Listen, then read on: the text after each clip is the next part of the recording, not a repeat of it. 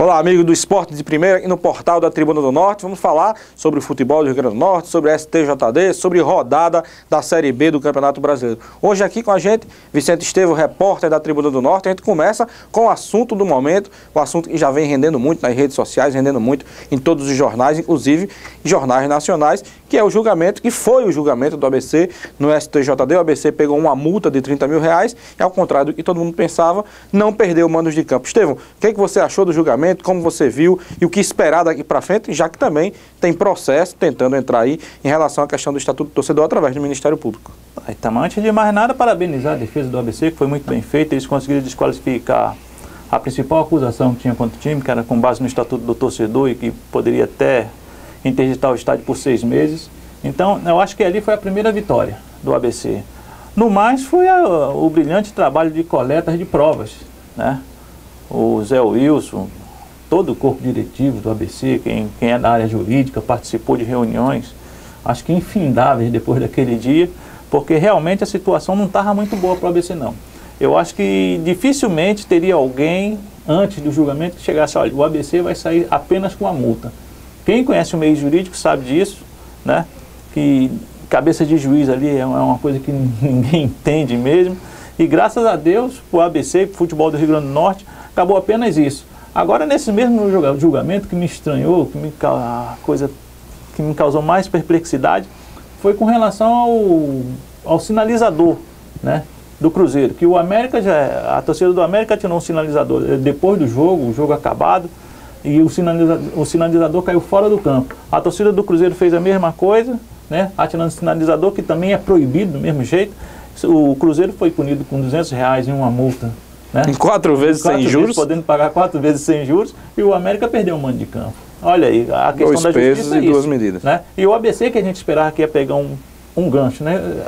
Que a gente, quando conversava, falava, dificilmente o ABC vai sair com a imagem limpa, exato, né, dessa história. A multa deixou a imagem polida. É verdade. Né? O que você acha, por exemplo, Estevão, e o torcedor em casa pode até participar, se quiser mandar e-mail, se quiser comentar, a questão, existe 2 pesos e 2 medidas, ou existe clube mal defendido no STJD? Porque o ABC, por exemplo, em 24 horas contratou 2 advogados famosos de São Paulo, né? Inclusive depois do julgamento, o pessoal dos próprios auditores do STJD elogiaram a defesa do ABC, a forma como foi feita, né? Um dos advogados do ABC, inclusive advogado do Oscar, da Seleção Brasileira, advogado do Nilmar, lembra? Ele atacante magrinho, que também foi do Internacional, né? Então, existe 2 pesos e 2 medidas, os auditores do STJD não estão preparados, eles recebem influência política, ou a defesa do América foi ineficiente, ou a defesa do ABC, a defesa do Cruzeiro foram eficientes. Na sua ótica, o problema está no STJD ou está em quem defende os clubes? Eu acho que o problema está um pouquinho dos dois aí, né? O STJD é a própria justiça, a lei brasileira, porque na Europa, na Copa do Mundo, né, se você comete algum tipo de delito, está ali escrito no livro de regras, olha, você cometeu tal tipo de delito, você vai pegar tantos jogos de suspensão, né? E é aquilo, se o seu delito for parecido com o meu, você vai pegar tantos jogos de suspensão, não tem esse negócio. Aqui no Brasil não, esse direito à ampla defesa dá margem a essa coisa. Então, na advocacia, na justiça, tem um status. Você ser defendido por um advogado que sabe, entende muito de lei, como na justiça comum, né? É uma coisa. Se você vai com um camarada que não tem tanto nome assim, por mais brilhante que seja a defesa do camarada, a explanação do camarada, eu acho que a justiça, o cara vai ficar escutando ali e não vai. Essa questão do mensalão também, a gente pode falar nisso. No mensalão participou a nata da advocacia brasileira. É verdade? É verdade. Então eu acho que vai muito por aí. E no mensalão parece que não adiantou muito essa história, não, que o pessoal foi punido.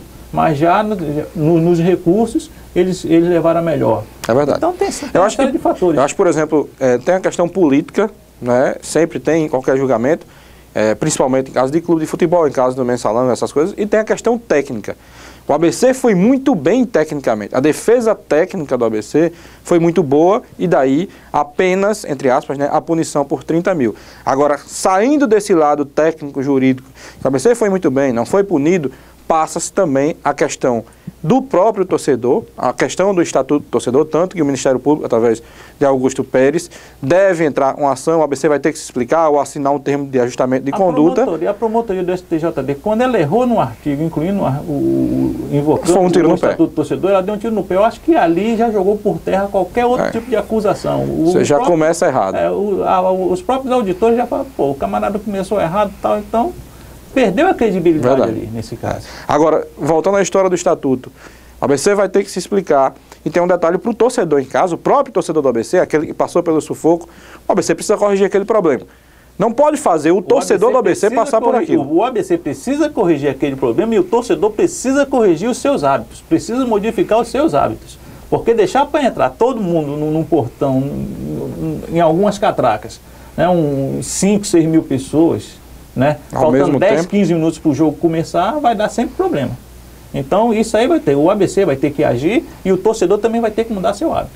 Bom, se eu fosse o clube, presidente, dono do clube, seja o que fosse, o meu cliente é o torcedor, se ele gosta de chegar em cima da hora, eu faria portões melhores para acomodar todo mundo. A prova disso é que o ABC também não vem tapando os olhos para esse problema não.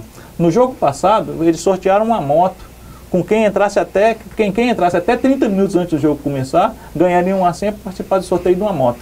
E foi feito. Então o clube está se mexendo para tentar resolver esse problema, para modificar esse hábito do torcedor. Agora o torcedor também deve receber isso, viu que o clube pulou uma fogueira grande agora e deve receber isso como um sinal de alerta, porque a próxima vez que o ABC for ao julgamento, ele pode não ter a mesma sorte. Com certeza. Então a mesma competência pessoal. Até porque seria reincidência e aí não teria manobra jurídica desse jeito.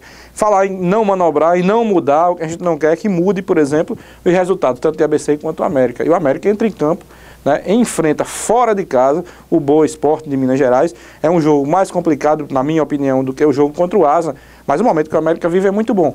Vem mais uma vitória? Eu espero que sim, porque o momento que o América vive é muito bom, né, ele saiu daquela fase de oscilação que o Pintado, que viveu com o Pintado. Leandro Senna parece que, eu costumo dizer que o Leandro Senna parece que está sendo tocado por Deus, que algumas alterações que ele faz, não sei se é sorte de principiante, está certo que o camarada tem, ele conhece de futebol, estudou para isso também. Mas as alterações que ele vem fazendo vem dando certo no América. A escalação de Regis, ele achou o camisa 10 do América, sim, um passo de mágica. Pois é. Talvez por conhecer melhor que Pintado. O camarada estava lá, não tinha chance, de repente ele deu, o cara encaixou certo no time. Quando ele foi mexer no último jogo, né, no jogo contra o Asa, ele saiu o Márcio Passos e entrou o Cascata, que não é uma alteração natural. E o Cascata chegou e foi importante, deu passo para o lance do pênalti, e depois fez a jogada, abasteceu o Max também com passes. Então é aquele negócio, o América vive um momento bom. Já o Boa Esporte está à frente de Asa e de São Caetano. Perdeu o fôlego. Perdeu. Você acha que, para encerrar o nosso encontro, a fórmula que o América encontrou, por exemplo, no jogo contra o Asa, no primeiro tempo, não no segundo tempo, o América caiu muito, mas no primeiro tempo, tanto que abriu o marcador, é uma boa forma de entrar contra o Boa, acuar, ir para cima, mesmo sendo longe de casa? Eu acho que o América, ele sabe que se ganhar esse jogo, ele vai respirar bastante e praticamente se livra de risco, qualquer risco de rebaixamento, né? E eu acredito que a melhor defesa é o ataque. O América tem melhor time, tem a melhor situação, o Boa vem caindo, perdeu de 4-0 no dia do aniversário da cidade.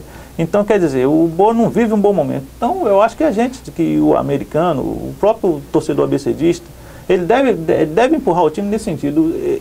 O Leandro Senna deve escalar o time para vencer. Não tem para onde correr. Ele vive o melhor momento. E o americano tem que entender o seguinte: se o Leandro Senna armar o time para vencer e porventura der alguma coisa errada, ele não deve ficar triste não, porque é o jeito, ele está atirando para buscar um resultado que vai dar mais tranquilidade ao time. Não adianta chegar lá e jogar pelo empate, porque o empate não vai resolver a situação do América. Aí você tem que arriscar, melhor arriscar contra o Boa. Para vencer. É verdade. Vencer o Boa. Mais uma vez, Estevão, obrigado. Nada, Tamar. Quando precisar, a gente está sempre aqui às ordens. Vizinho. Bom, obrigado a vocês também. Esperar, Estevão, que o ET de Varginha leve os pontos de Boa para longe e que o América volte com a vitória. Um abraço a todos e a gente se encontra aqui com ou sem disco voador. Valeu.